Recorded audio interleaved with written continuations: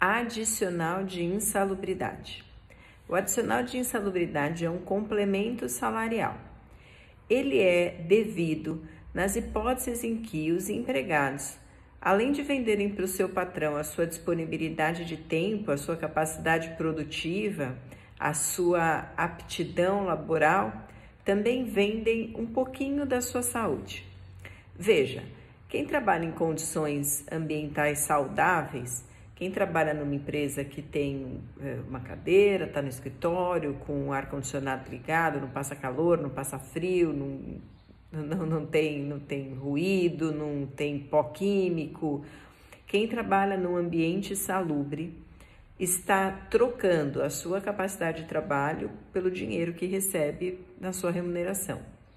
Agora, quem trabalha em locais insalubres ou exercendo atividades que necessariamente expõem esse trabalhador a uma condição prejudicial à sua integridade física, está vendendo para o seu empregador não só a sua capacidade de trabalho, mas também um pouquinho da sua saúde todo dia.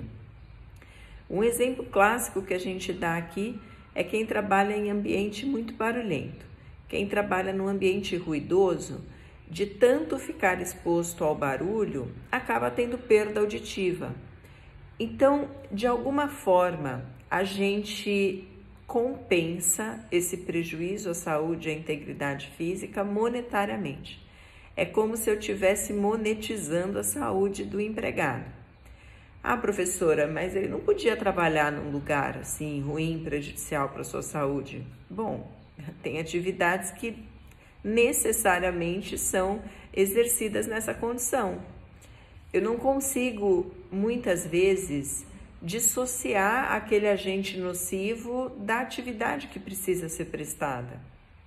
Veja, numa determinada empresa, por exemplo, que trabalha com produtos químicos, como é que eu vou tirar os empregados do contato com o químico, que é justamente o que eu fabrico e aquilo que a minha atividade, aquilo que a minha empresa exerce de atividade? Então, muitas e muitas vezes, a exposição ela não consegue ser evitada e os empregados têm contato com esses agentes nocivos. Se for esse o caso, adicional de insalubridade é devido. O adicional de insalubridade ele vai ser pago e devido proporcionalmente ao risco, à nocividade do agente, melhor dizendo, a nocividade do agente a que aquele trabalhador está exposto. Então, se ele estiver exposto a um agente de nocividade baixa, ele vai receber um adicional de insalubridade mais baixo do que aquele que está exposto a um agente com nocividade alta. Essa graduação de acordo com a nocividade, então, ela vai demandar um enquadramento de cada tipo de agente que existe no ambiente de trabalho a uma lista pré-determinada. Não é o patrão que decide se, o meu empregado eu acho que está exposto a um agente que é leve, que eu acho que ele está exposto a um agente nocivo grave, em grau máximo. Não. A gente precisa ter como base uma guia, uma norma que vai dizer quais são os agentes e se esses agentes são de grau leve, né, de mínima nocividade ou de máxima nocividade, de grau elevado. Então, primeira consideração importante, o pagamento ele é feito num percentual proporcional à nocividade. Onde é que eu acho essa nocividade? Existe uma norma que vai dizer quais são todos os agentes que geram insalubridade e qual é o grau de nocividade de cada um deles, se é grau leve, médio ou alto. Se for grau leve, a gente vai ter a percepção de um adicional de 10% do valor do salário mínimo. Salário mínimo. Uma das exceções a gente poder continuar usando o salário mínimo como indexador mora aqui no adicional de insalubridade. Então, 10% do salário mínimo se for nocividade baixa. Grau médio de nocividade, o pagamento é de 20% do salário mínimo para os empregados expostos àqueles agentes. E se for um grau elevado de nocividade, grau máximo, aí o pagamento é de 40% do salário mínimo. 40. 10, 20, pula o 30, 40%. Então, 10, 20, 40. Cuidado, porque às vezes a gente é levado a essa lógica, não é 10, 20, 30. Não. 10, 20, 40% se for grau máximo de nocividade. Tudo bem, professor, então eu já sei que tem essa variação em relação ao percentual de pagamento, que o pagamento é calculado sobre o salário mínimo, não importa quanto o empregado ganha, o adicional de insalubridade dele vai ser sempre calculado sobre o valor do salário mínimo, e já sei que essa graduação está numa norma que vai me dizer quais são os agentes e e qual é o grau de nocividade. Agora eu preciso entender, preciso saber qual é a norma que eu procuro. Onde é que está essa norma que vai me dizer quais são os agentes e qual é o grau de nocividade de cada um deles? Pois bem, existe uma determinação legal de que quem vai falar sobre isso é o Ministério do Trabalho. O Ministério do Trabalho, então, ele tem uma secretaria que vai validar e publicar essa norma que contém a lista dos agentes e o grau de nocividade de cada um deles. O que existe hoje para nós, como parâmetro para definirmos o que é ou não insalubridade, é a norma regulamentar número 15. Esta norma regulamentar número 15 é que vai me dizer quem é que... Caiu tudo aqui, pausa técnica. Então, vamos lá. Então, qual é a norma que estabelece quais são os agentes e qual é o grau de nocividade? Hoje, para a gente tem como parâmetro a norma regulamentar número 15, NR15, como a gente costuma chamar. Essa norma regulamentar vai trazer, então, uma tabela com todos os agentes considerados nocivos e qual é o grau da sua nocividade. Para que haja obrigação do pagamento do adicional de insalubridade, é absolutamente necessário e indispensável que o agente que existe na empresa, que aquilo que faz mal no ambiente de trabalho, esteja previsto nessa norma. Porque, por mais prejudicial que seja um agente qualquer, se ele não estiver incluído nesta norma, ele não gera dever ou direito de receber o adicional de insalubridade, o dever do pagamento do adicional de insalubridade. Então, não basta que haja nocividade, é preciso que o agente que gera nocividade esteja na norma regulamentar que trata dos agentes de insalubridade. Essa lista com vários agentes que a NR15 traz para a gente, ela classifica os agentes em 3 grupos diferentes. Ela classifica no grupo dos agentes físicos, que são aqueles agentes que geram nocividade por questões físicas, como, por exemplo, ruído, tremor. Existem os agentes do grupo dos agentes químicos, que são aqueles que têm a nocividade decorrente de uma exposição a uma química prejudicial à saúde ou à integridade física, fumaça, pó químico, poeira, etc. e tal.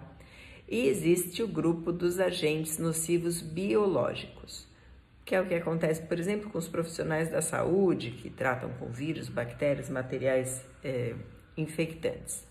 Pois bem, 3 grupos de agentes nocivos: os agentes físicos, os químicos e os biológicos.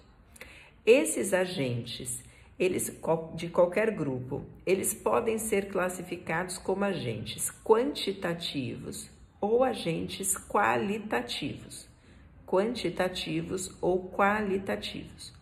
Qual que é a diferença básica entre os agentes quantitativos e os qualitativos? Os agentes quantitativos são aqueles que, por si só, não geram nocividade, a não ser que eles estejam numa concentração muito elevada ou que a exposição seja uma exposição muito duradoura. Por exemplo, o barulho não é um agente nocivo em si. O ruído, ele é suportado por nós. Tanto que a gente vive num local barulhento. Você está sempre ouvindo uma buzina, está ouvindo músicas, está com fone de ouvido e está tudo bem, seu corpo vai suportar aquilo. Mas um ruído em excesso, este sim vai causar uma perda auditiva. Esse sim tem esse viés, essa característica da nocividade. Esse agente, então, é um agente quantitativo, ou seja, não basta que ele exista no ambiente de trabalho, é preciso que a quantidade em que ele existe no ambiente de trabalho seja tão grande a ponto de torná-lo nocivo. Para esses agentes quantitativos, a gente tem um negócio que se chama limite de tolerância, que a NR15 e que as perícias e os laudos ambientais consideram. Então, quando alguém vai numa empresa para saber se aquela empresa tem ruído ou não tem ruído, para saber se ela deve ou não pagar adicional de insalubridade para os empregados que estão naquele ambiente barulhento, esse perito ele vai considerar qual é o volume do ruído que tem lá. Então, se for um barulho tolerável, abaixo do limite de tolerância, afasta-se a nocividade e, portanto, afasta-se a obrigação do pagamento do adicional de insalubridade. Agentes quantitativos são aqueles que não basta que eles existam no ambiente de trabalho, é preciso que eles superem o limite de tolerância que a gente tem.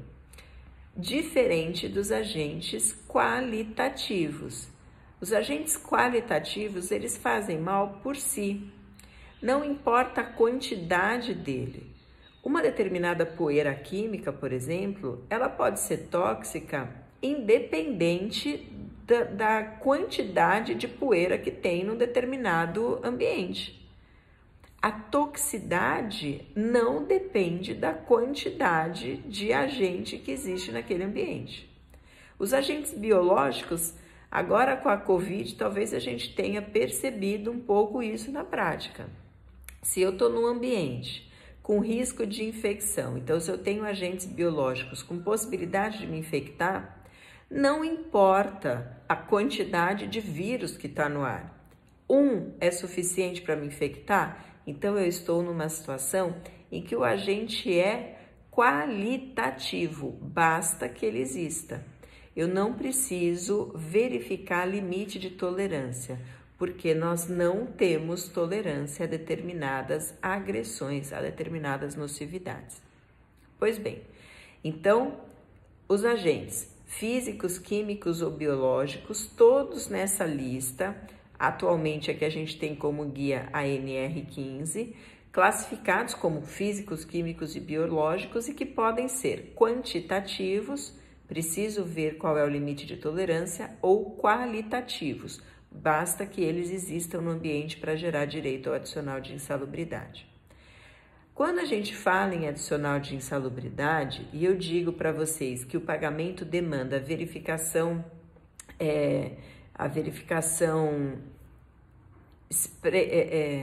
ai meu Deus, me fugiu a palavra. A presença daquele agente, daqui a pouco volta a palavra, mas quando eu digo para vocês que o pagamento exige a presença daquele agente na lista dos agentes nocivos do Ministério do Trabalho, eu estou querendo dizer também, nas entrelinhas, que não existe direito adquirido ao recebimento do adicional de insalubridade. Se eu trabalho num local que é insalubre e recebo o adicional por isso, ou seja, trabalho no local que tem um agente que está lá na lista da NR15 e recebo por muitos anos esse adicional, no dia em que o agente ao qual eu estou exposta deixar de fazer parte dessa lista, eu deixo de ter o direito de receber o adicional. O adicional não vai se incorporar como um direito adquirido meu. Se houver reclassificação, o que acontece muitas vezes é a reclassificação não do agente, mas do limite de tolerância. Se aquilo que existia na minha empresa era insalubre e deixou de ser, estava na lista da NR15 e deixou de estar, então eu perco o meu direito a partir de então a receber o adicional de insalubridade. Não há direito adquirido à percepção do adicional de insalubridade. Essa conclusão está lá na súmula 248 do TST. 248 do TST. Não existe direito adquirido ao adicional de insalubridade. Por outro lado, a ANR traz uma lista de agentes nocivos e como é que eu faço para enquadrar uma determinada situação real àquela lista. Ou seja, tem ruído lá na lista? Então, como é que eu devo medir o ruído na empresa e qual é o limite de tolerância para saber se aquela empresa deve ou não adicional de insalubridade? Se isto acontecer, se eu consigo enquadrar um ambiente de trabalho naquelas condições insalubres previstas na norma, o fato do empregado não estar permanentemente exposto àquela condição, àquela nocividade, não tira dele o direito de receber o adicional. Veja, se eu estou falando do enquadramento de uma empresa que trabalha com produto químico tóxico, aí eu verifico que aquele produto químico está lá na ANR15, que, portanto, os empregados que trabalham naquela empresa, naquele setor lá, em contato com aquele agente, têm direito de receber o adicional de insalubridade. O fato de eu entrar naquele laboratório, ter contato com o agente, fico lá 3 horas, aí saio de lá, vou tomar um café, almoço, tenho que passar na administração para pegar os papéis dos relatórios que eu tenho que fazer, fico 3 horas fora, depois eu volto e fico mais 2 horas naquele agente, depois eu saio, tenho que ir lá no estoque para guardar sei lá o que, enfim. O fato de eu não estar 8 horas do meu dia, minha jornada integral, naquele ambiente no qual existe o agente insalubre, não tira de mim o direito de receber o adicional. Falando de uma forma mais técnica, a intermitência, ou seja, estar em contato, depois eu saio do contato, depois eu volto para o contato, depois eu saio do contato e volto para o contato. Então, esse contato intermitente e não direto e absoluto durante toda a jornada não afasta o direito ao adicional de insalubridade. Claro, desde que o agente esteja na norma e que a avaliação técnica verifique que a empresa tem esse enquadramento e que, no meu caso, eu trabalho majoritariamente ou acima do limite de tolerância em contato com aquele agente nocivo. A intermitência, que não afasta o adicional, tem previsão na súmula 47 do TST, súmula 47 do TST. E o equipamento de proteção? E se eu sei que o ambiente é insalubre e protejo os meus empregados contra a nocividade daquele agente? Por exemplo, eu sei que a minha empresa trabalha com ruído acima do limite de tolerância e eu protejo os meus empregados contra isso dando aquele protetor auricular, aquele foninho que abafa o ouvido da pessoa. Se eu proteger os meus empregados com equipamento individual, cada um usa o seu, ou com equipamento coletivo, por exemplo, o isolamento acústico naquele setor, será que eu consigo afastar o dever de pagamento do adicional de insalubridade? Pois bem, se aquele equipamento que é fornecido, ele for um equipamento capaz de neutralizar ou de atenuar para baixo do limite de tolerância a nocividade, sim. Então, se aquele equipamento exclui a nocividade do agente ou diminui a sua nocividade e coloca ele dentro de um padrão aí de tolerância, de um nível de tolerância, aí tudo bem, eu não devo mais pagar o adicional de insalubridade. O problema é que isso não é tão fácil de ser demonstrado. Os equipamentos de proteção, eles precisam ter aprovação do Ministério do Trabalho. Não é qualquer coisa que serve como equipamento de proteção individual ou coletiva. Eles têm uma certificação. Esses equipamentos certificados, eles devem ser submetidos a testes que digam se naquele caso concreto ele serviu para efetivamente afastar a nocividade ou atenuar a nocividade e colocar dentro do limite de tolerância.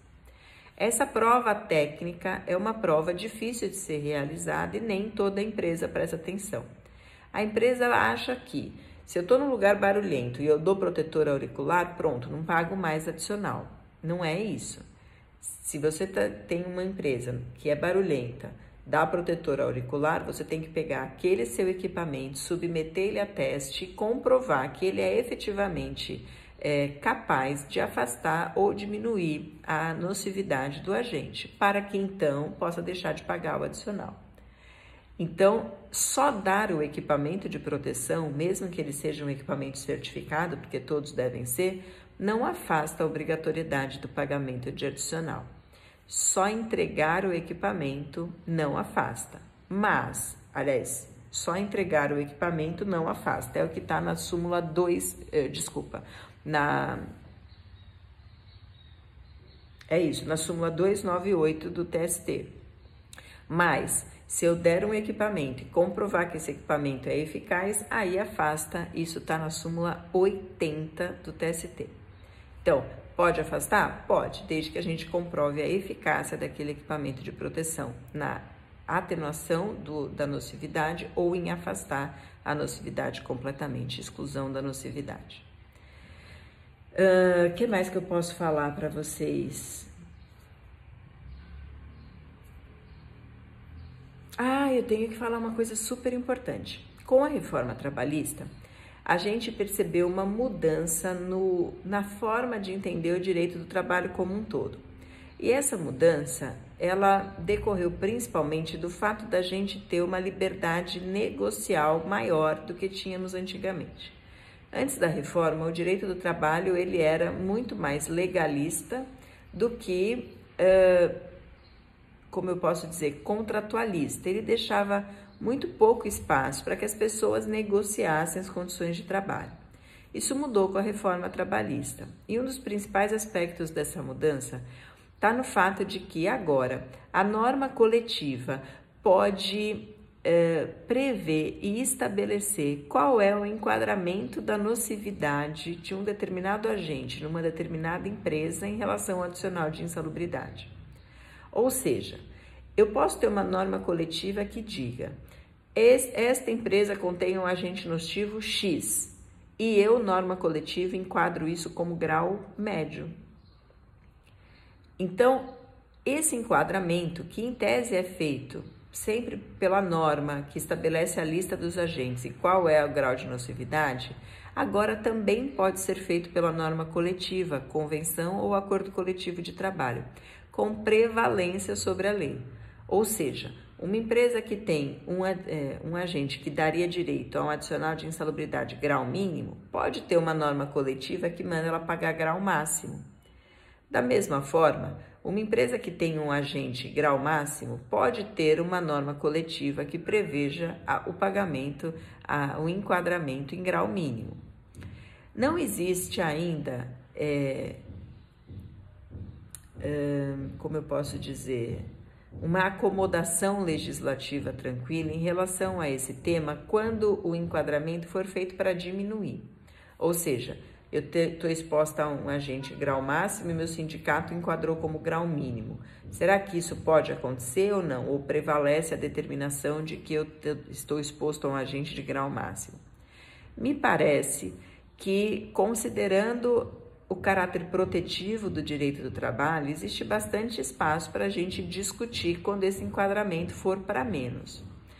Ainda assim, a gente está caminhando na consolidação de uma jurisprudência sobre esses temas que foram alterados pela reforma. Ainda não conseguimos dizer certamente como é que a jurisprudência se posiciona em relação a isso. O que é importante é a gente saber que a possibilidade da norma coletiva fazer o enquadramento existe e que, eventualmente, isso vai criar uma situação de injustiça, de diminuição da proteção do empregado, que pode ser discutida judicialmente. Bom, corri de monte aqui para falar de adicional de insalubridade. Eu espero que você tenha entendido e se você precisar de qualquer esclarecimento, já sabe onde me encontrar. Até a próxima. Tchau, tchau.